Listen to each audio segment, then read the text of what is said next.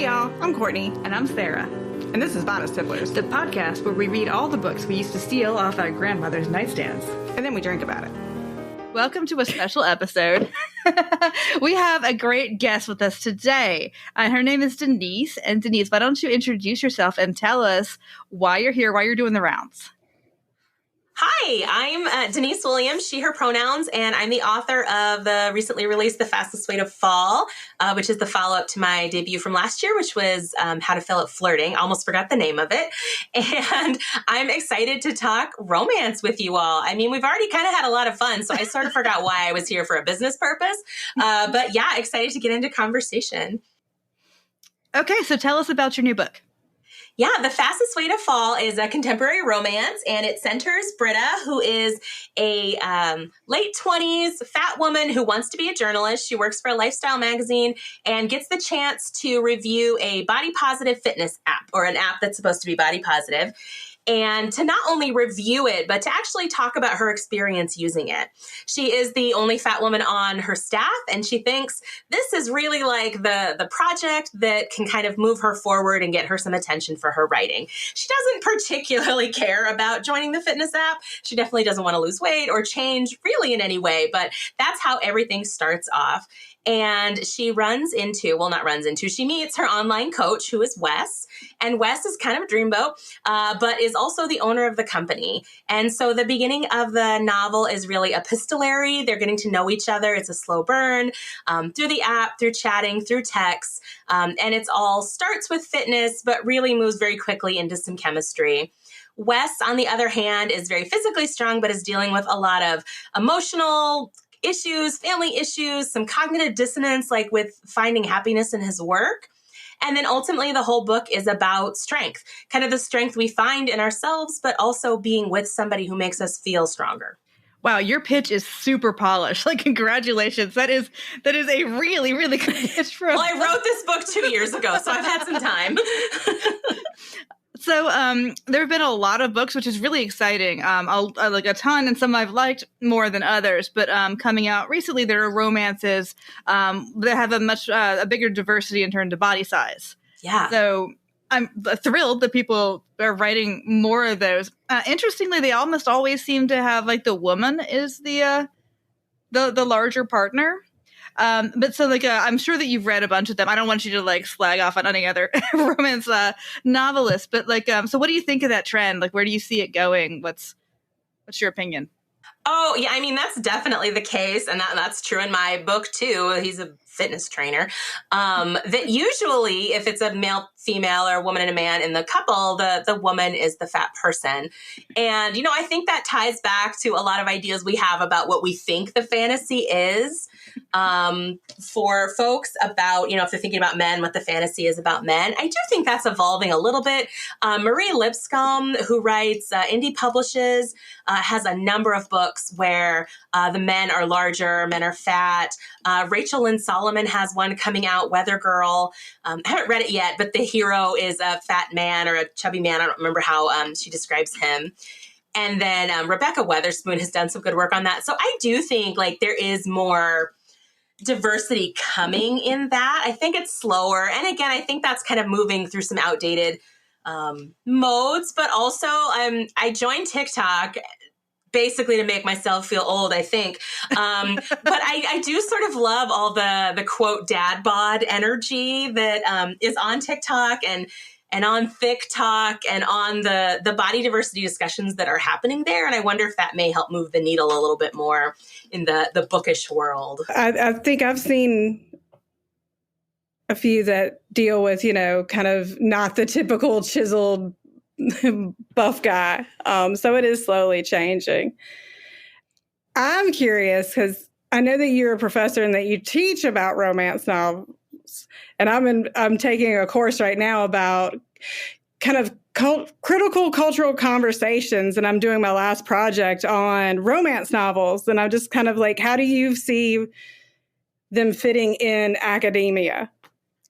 Oh my gosh, I would want to do a whole show on that. So I have my PhD in education, and actually I teach sometimes, but my main role is in administration. And so a friend of mine works in our honors program and messaged me because we talk romance novels all the time. And we were joking that like we should pitch an honors seminar about romance novels. And then we were like, yeah, hey, the proposals are due tomorrow. You want to actually do that? So we created this class that we titled Moving Past Bodice Ripping Towards Shredding the Patriarchy, Romance Novels as Tools for Justice.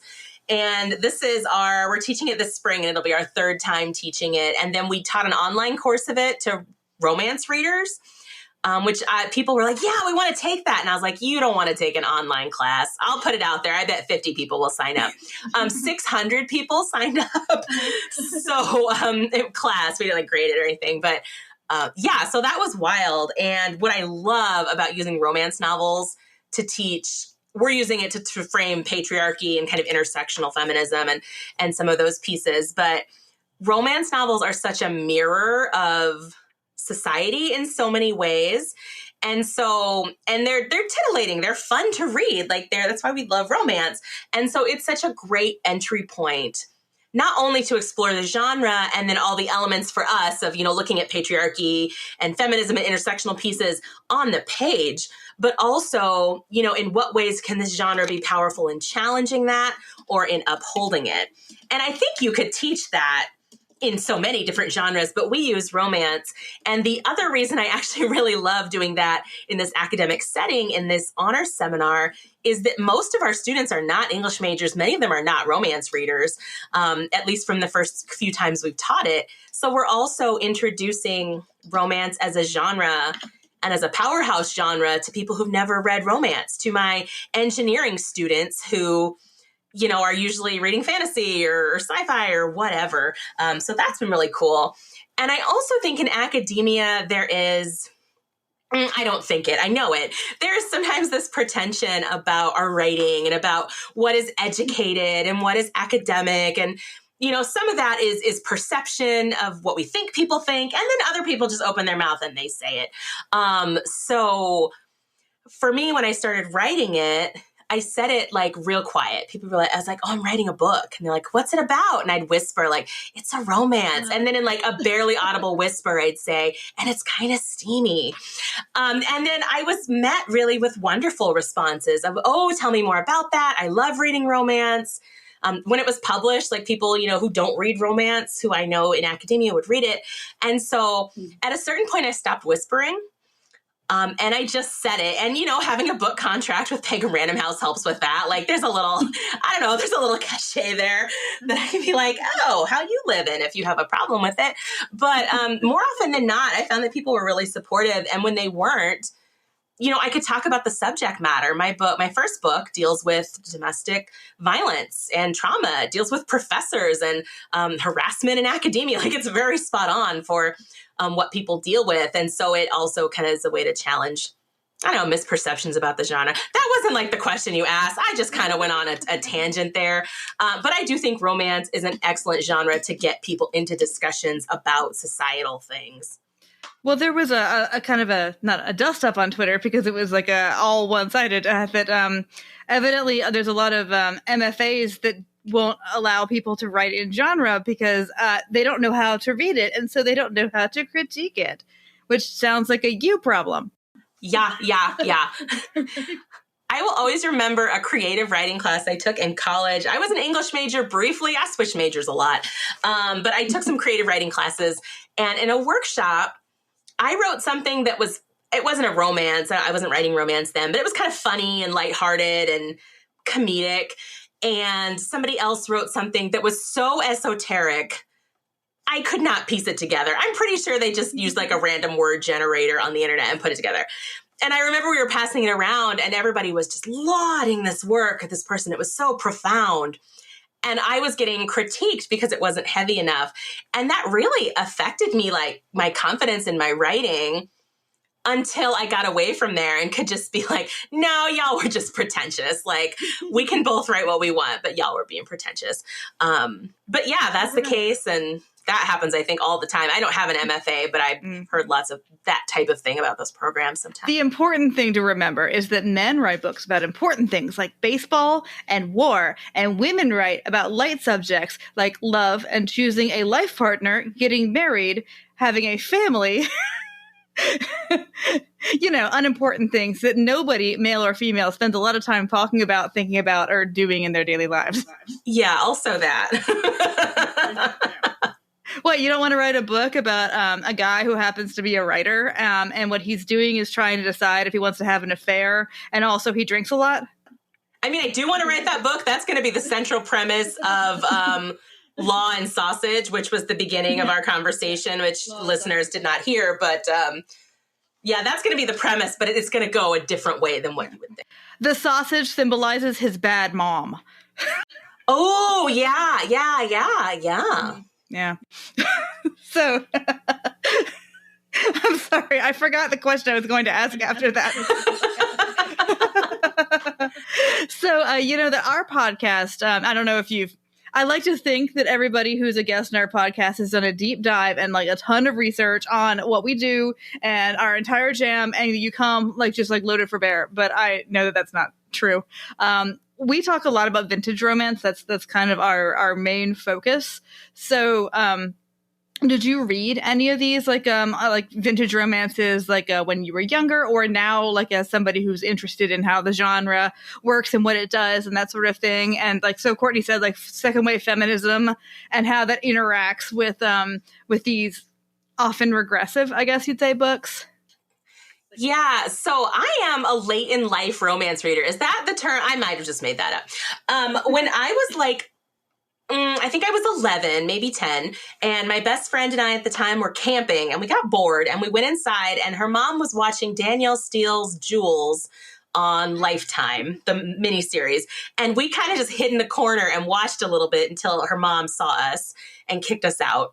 And then we went and found this as a book, and I think that was my first romance novel. I don't think that's a classic, and in retrospect, I'm pretty sure it had Nazis in it. But that was the first book that I read, and I was like, ooh, I am in this now. And then I think I devoured everything by Danielle Steele, and then some YA at the time, and then I moved away from romance, not for any particular reason. I think I just got into horror and thrillers and just other writing. And then I got to college and graduate school, and I didn't read anything that didn't have statistics in it for a long time. So I didn't really come back to romance until probably 2015 when I moved, and I ended up with a 45-minute commute each way and started listening to audiobooks. And it was romance audiobooks. And then it was a lot of contemporary. It's still a lot of contemporary. That's a lot of what I read. And so the classics, when everybody's talking about them, sometimes I sort of feel like that kid in class who's just pretending I don't know. I don't think that Jewels is really what everybody's looking at as the classics. So many of those are still kind of on my list. And that has been fun in the class too, to talk with the students about, we kind of talk about, it's a survey course, so it's pretty short, but, we'll talk about some of the movements in cover design and what was acceptable and risque, and here's why it was seen that way, and here's why we can blame the patriarchy for that. That's the general gist of the class. And so that, for me, has been a good time to catch up on some of the classics in romance and to talk about kind of what that looks like and, where we are now and what is socially, what are our problematic faves and why are they problematic? And what is problematic about what we're reading right now? And what does it mean to call that out and talk about it? I think, I read a lot of science fiction, and we all know that science fiction is not about the future at all. Science fiction is always about the present. So romance also is intensely about the present, even though a lot of it was historical, at the time it was being written, which makes it, it's just such a fruitful field for study. There's so much you can dig into there because it's so revealing, because it was read and read and read, because you can tell what resonated with people because what was popular, and what was popular sold a bazillion copies. Yeah, even looking at now, I think it's so fascinating and humbling and terrifying to see the power of TikTok. And it's aspirational because you're like, dang, I want my book to get picked up there. But also seeing how people, and it's a lot, I would say, of young women, I think too, are having this power to shape what publishing does. And that is in such a more concentrated way. But, that's what we saw in the past too. That's why romance was selling. It wasn't, of course, just women or just young women reading it, but, I think that was part of the audience at least. And I think we see that now on Book Talk, and not just in romance, in a lot of genres. Oh, you cannot get a copy of The Song of Achilles at any American library, okay? I'm a reader's advisory librarian, and I keep trying to recommend it to people, and no, because there's all these girls crying with copies of Song of Achilles in their hands. You cannot get it, which is awesome. I mean, yeah, right? I would, if I were an author, I'd be like, please put my book on that. I mean, truly, anytime anybody talks about my book, I just think it's amazing, and I've won the lottery. But yeah, you're just like, oh, okay, who do I slip this book to get it mega viral? But I love to see that. I mean, again, it's used for good and evil, but the way that young people are having that agency to very openly say, this is what we want in books and this is what we like in books. And at least in romance, and maybe it's just the side of TikTok that I'm on, but people are all up for steamy romances and taboo romances. And I don't even know if I could write some of those. I've read some of those, but I don't know if I could write some of those. And I do think it's empowering self-publishing in a way that it was not previously empowered. Because that Ice Planet Barbarians lady who must go to sleep on a giant pile of money, I assume, was she? I mean, I have to. I hope so. Because everybody loves those books. And Berkeley just... 10,000 of them. And Berkeley just partnered to reprint some, and they have great covers too. So they're traditionally published now. So she gets the 2 time on the money. I hope so, because I mean, get it. Get it. And the rising tide lifts all boats. We get Martha Waters, because we had her the second that the pandemic happened, and so now we have her once a year. And she was talking about how she was selling decently, and then Bridgerton came out, and then because she writes Regency, all of a sudden it had nothing to do with her marketing team or anything like that, but suddenly she was on end caps. So any romance that does well, I think, sells other people's romances. I was in this, so like I said, I'm a reader's advisory librarian, and I was at this webinar about what booksellers can teach librarians last week. Did you know that the Barnes & Noble in America that sells the most romances is in Alaska? And their audience there is men. Because Alaska has more men than women, but and so the men just get them by the sack, and then I guess go back out to their moose hunting, playing whatever. And so when Bridgerton came out, they were any historical, so they were buying Beverly Jenkins, they were buying everything that was historical, whether or not it was Regency, because to them Regency is not a genre. They just want a historical romance. Yeah. And they were just buying them by the sackload to take back to their little cabins.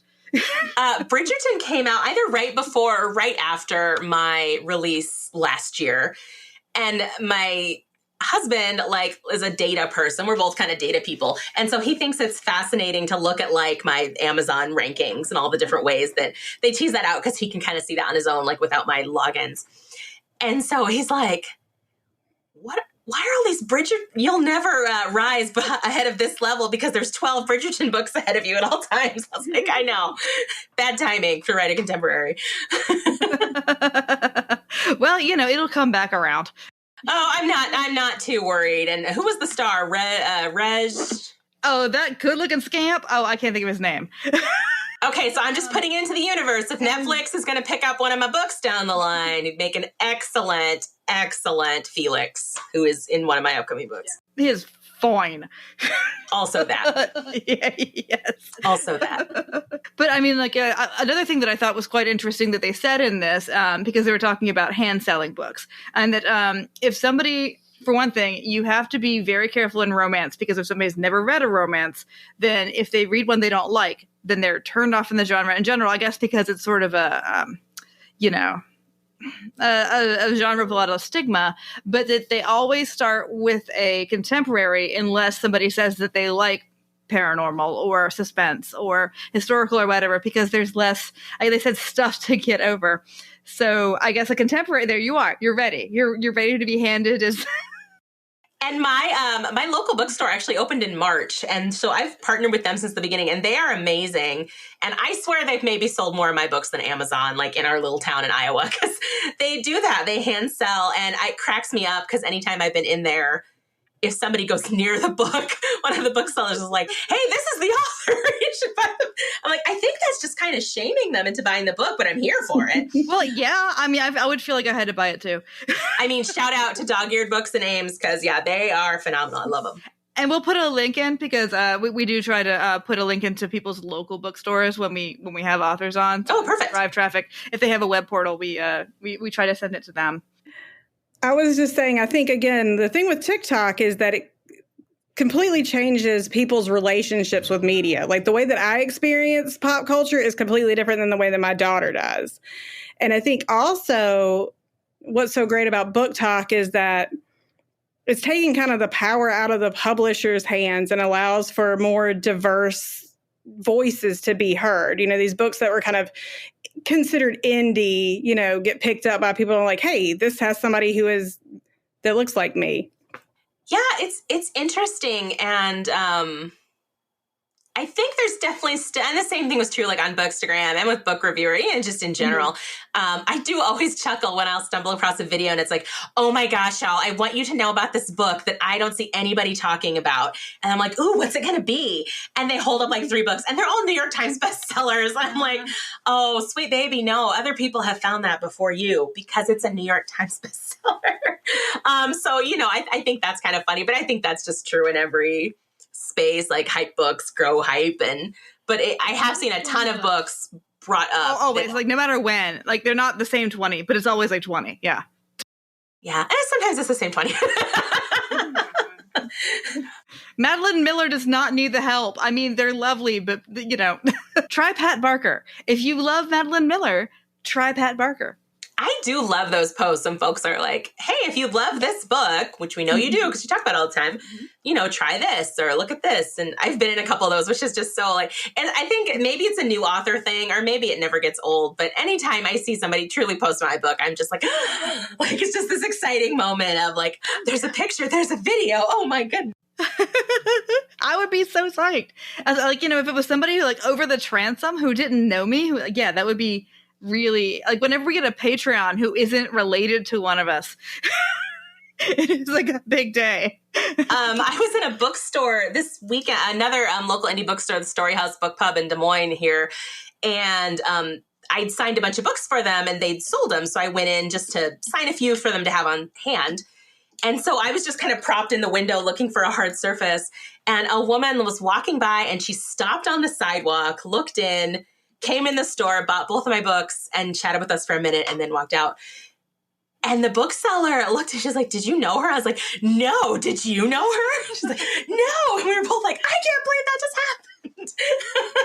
happened. That's awesome. And I mean, like, your covers are also super cute though. So I'm sure like they are really cute. And I can take zero credit for that because the art team at Berkeley is amazing. But I know that in your first book, it kind of deals with more, I don't want to say serious subject matter, but, you know, it's a little bit darker place versus this one. And it just kind of wonder what the process of like, you know, creating, like kind of going from 2 different tonal books.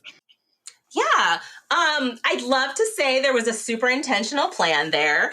But I did not know what I was doing when I started writing my first novel. I was a new mom and I was busy at work and I just sat down to write something because I felt like I had lost this creative part of myself. And I'd never written a novel before, aside from one very bad national novel writing project that will never see the light of day. And so I just started writing it. And I knew the professor would be the main character would be a professor. And I knew she would have been touched by something traumatic, which I developed, and it was domestic violence. And then I knew kind of how the love story would go. And that is all I knew when I started writing that book, which is why I wrote 99% of it multiple times. And with the second book, I don't think I made the decision to have less of the heavy content in there because I'm a firm believer that we can contain multitudes and I can come back to that, but I have whole thoughts on that. But with the second book, I think it was just a different story. And so there is some heavy content. I mean, if folks are triggered by like discussion of bodies or exercise, like there's a lot of that in the book. And it's not in a way I think that is shame driven or even like harm driven, but it's definitely in the book. And I can share a link, or it's on my website. I have a content warning on my website. There's one in the book too. But there's also, somebody dealing with addiction in their family and family loss. And so I am a firm believer that we can still have fun, happy, delightful love stories and silly moments and good sex, and also be touched by trauma and be dealing with that. And if people want to escape into a book, like, you don't want that. But, if you want that story that reflects you, I think you do. And for me, for both books, the messages I've gotten from people I don't know, even from people I do know, that said, I read this and here's how it related to my story and it made me feel seen. Like that, for me, that's everything. Like, I'm an educator and I'm a writer, and that's like the nexus of all of those things in my friend says I'm a robot because I'm not much of a feeler, but that's like when my cold, dead heart just grows like the Grinch. And so, I think that's the shift. My third novel it's my pandemic book. And I'll be very honest here. It started as a bunch of sex scenes that I figured out how they would fit together as a plot. And so that one is much lighter. I'd say it's much more lighter rom-com-y style. And I think that my style will always kind of vary that way, because I think the darkness of what is in a character's head is really driven by that character. Well, it's funny because people will say that all day long, like, oh, I just want to relax when I read a book, all this. Okay, we don't have a lot of foot traffic in my library since the pandemic, but we're making displays again, and they usually just sit there. And I got a sign, we did emojis, and so I got the sad emoji. And I got the saddest. I was told after that I was not allowed to make sad displays anymore. I got Bridge of Terabithia. I got a lot of books with dogs on the cover. I got Johnny Got His Gun. I was not messing around. And you know what? That thing moved. That is the only display that has really gone anywhere since March of 2020. And it's because, people like to feel big feelings. And I mean, sometimes big feelings are really sad, and sometimes big feelings are in love, and sometimes they are both. I really love books where I get both. Like, if I can be like happy and then giddy and then a little horny and then a lot horny and then like super sad and then like elated, that's like the arc of a book that I want to read. Somebody checked out Old Yeller. All right. I think honestly, when things are bad is when people like the hard, or like not necessarily just sad, but grim books a lot, because for one thing, it's not happening to you, but it's a way of dealing with your feelings in a safe, I guess, like a padded arena, right? That you can. And at least in romance, it's going to, it's going to end with a happily ever after. And so whereas, there's things I might not want to read about in a thriller or horror or lit fic, in romance, I'm much more open to it because I know it's going to end happily. Yeah, absolutely. Yeah. Like, I will read it. Well, for one thing, much more extreme romance because, I know that it's going to be okay, in the end. I also do check, there's the website, doesthedogdie.com, about movies these days. Because if I know the dog doesn't die, I can endure whatever is happening to the dog.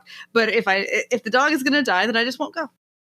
And that's why reviews are great and content warnings are so helpful. And I promise that no dogs will be harmed in the tenure of my books. Actually, probably no dogs will be included in most of them because my dog is usually annoying me while I'm writing. Oh, I appreciate a book like T. Kingfisher, who's also Ursula Vernon, has written several horror books, but it's also always really clear at the beginning that whatever pet is in it is safe. And that's all I'm asking for, is just like, tell me, I'll be with you. Just like, let me know that I don't have to worry about it.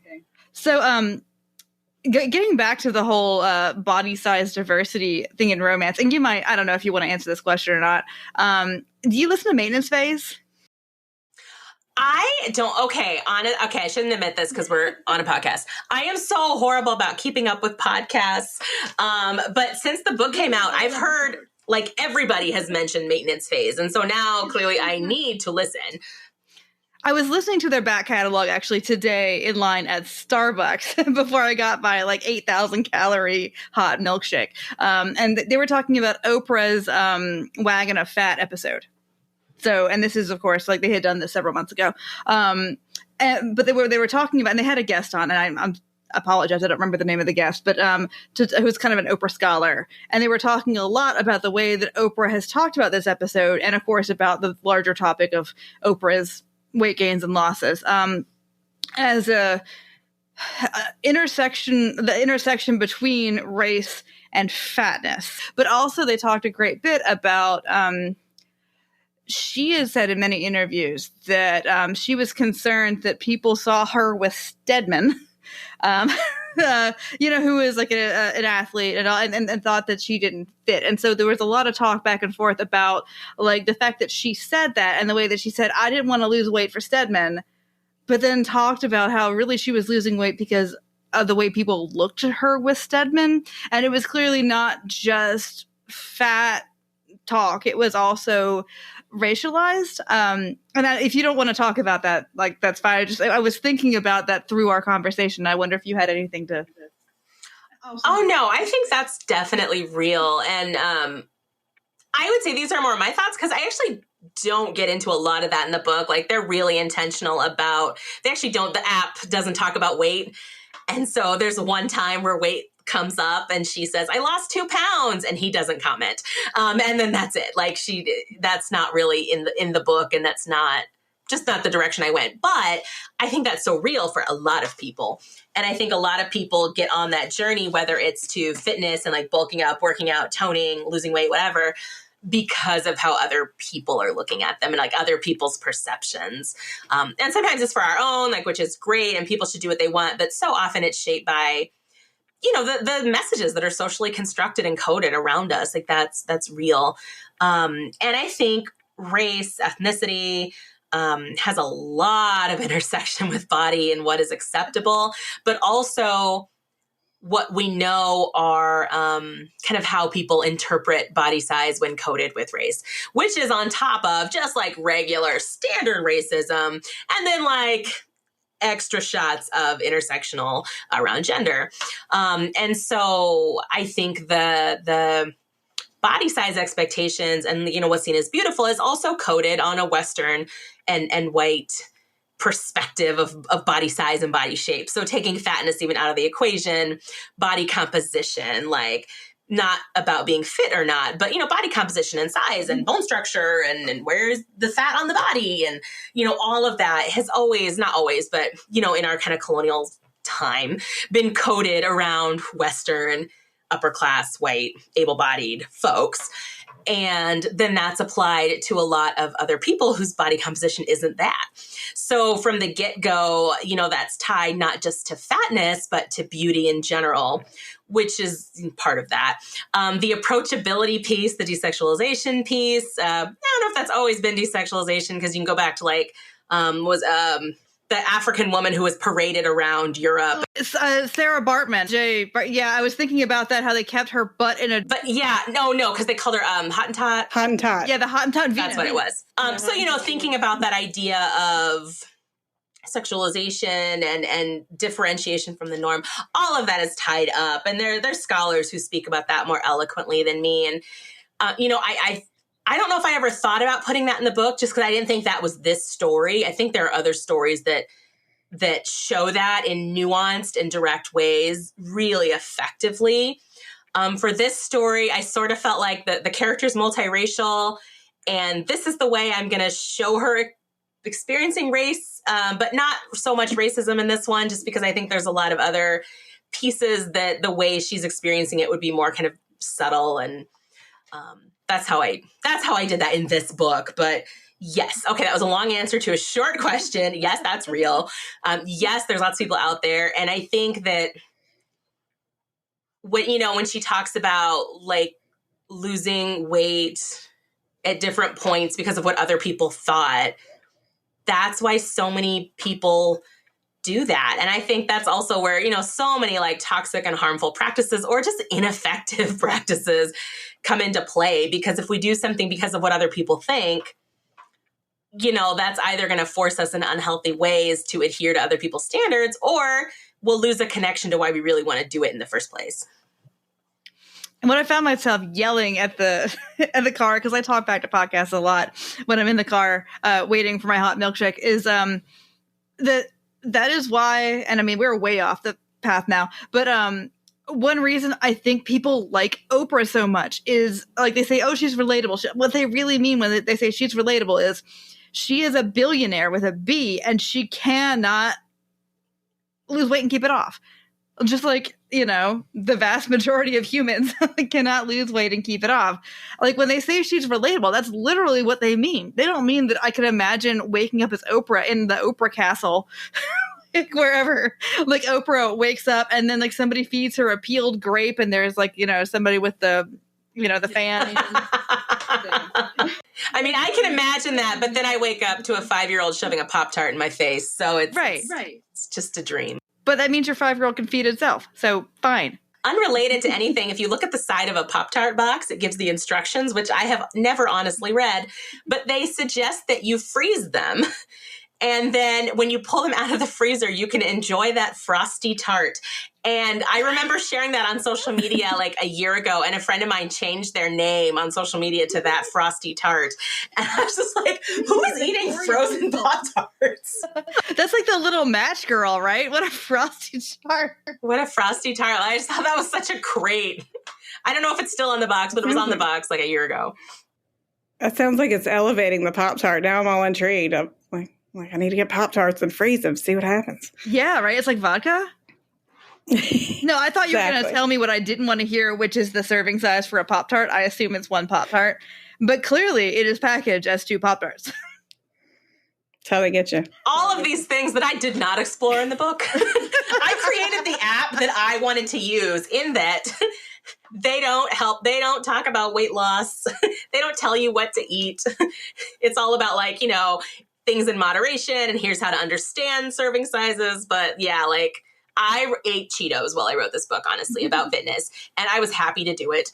And so I hope people eat Cheetos while reading it. I think it's the optimal thing, though. What people really want to do at the end of the day is feel good, feel healthy, feel confident. And we do all this, you know, like I said, the Kim Kardashian Instagram flush and, you know, we need to look like this and have versus just being able to do what you want to do with your body.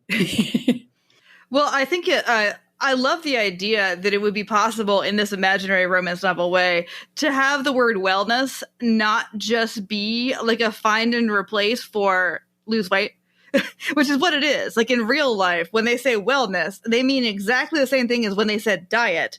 It's just that diet sounds bad now. So they say wellness. So you feel good because you feel like you look good because you lost weight, but they don't say the lost weight part, right? So like if there were an app that was actually about wellness. I mean, FitMi Fitness, my fake app, I would join in a heartbeat, particularly because I might get paired with Wes.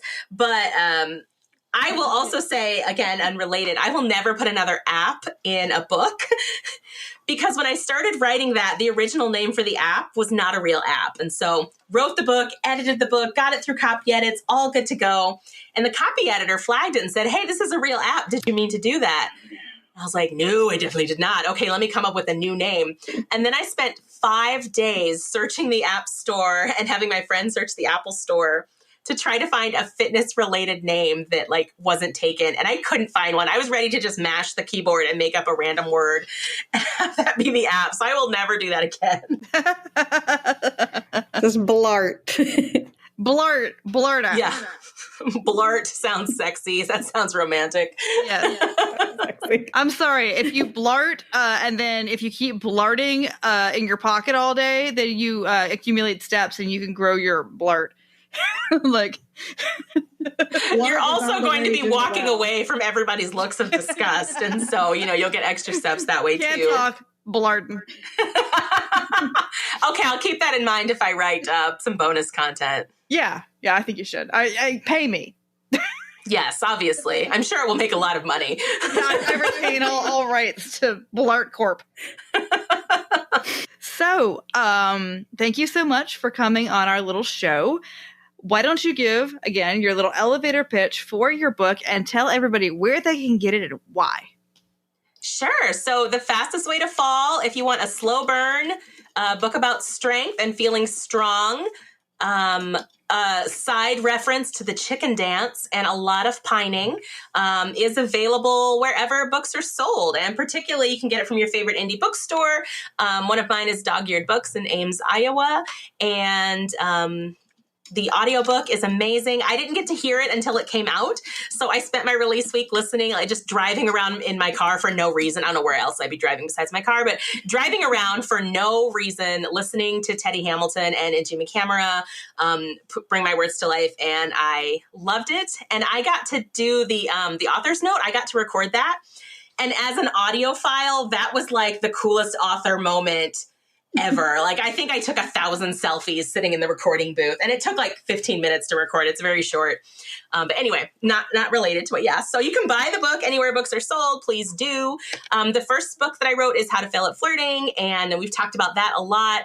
There is a content warning on my website for that. If you want to see it for The Fastest Way to Fall, it's just in the book.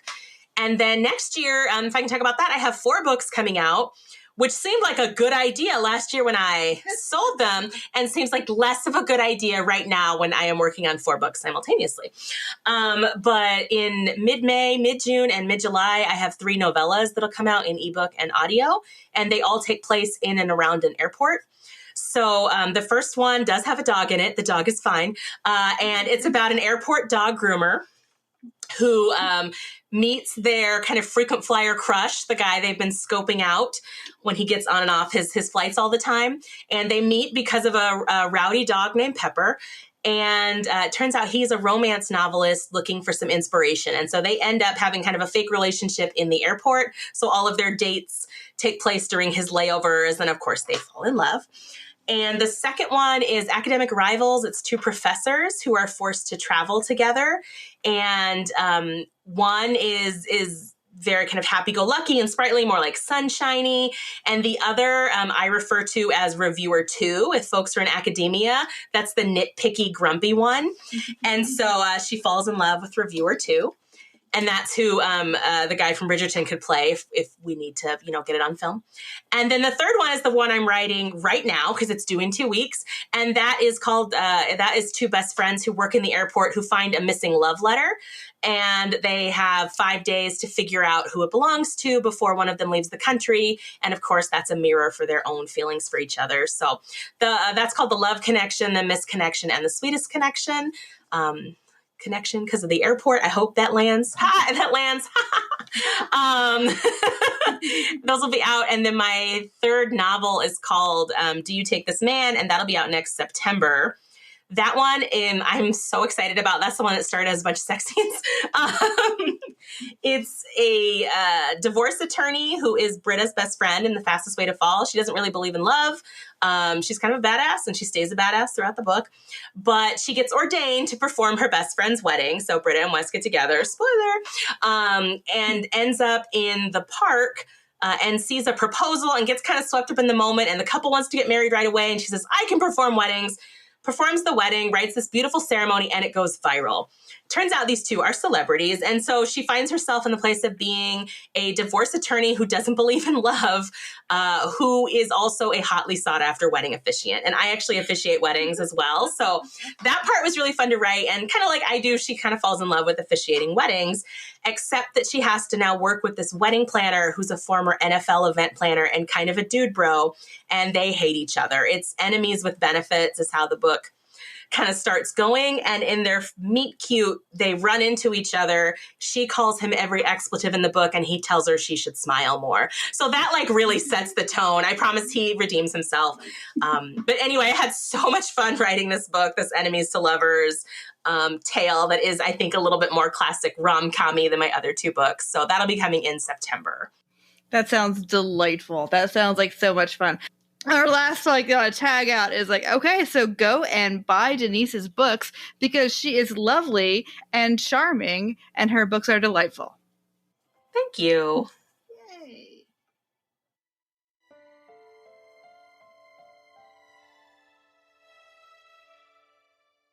Bodice Tipplers is part of the Frolic Network. Find more podcasts you'll love at frolic.media/podcasts.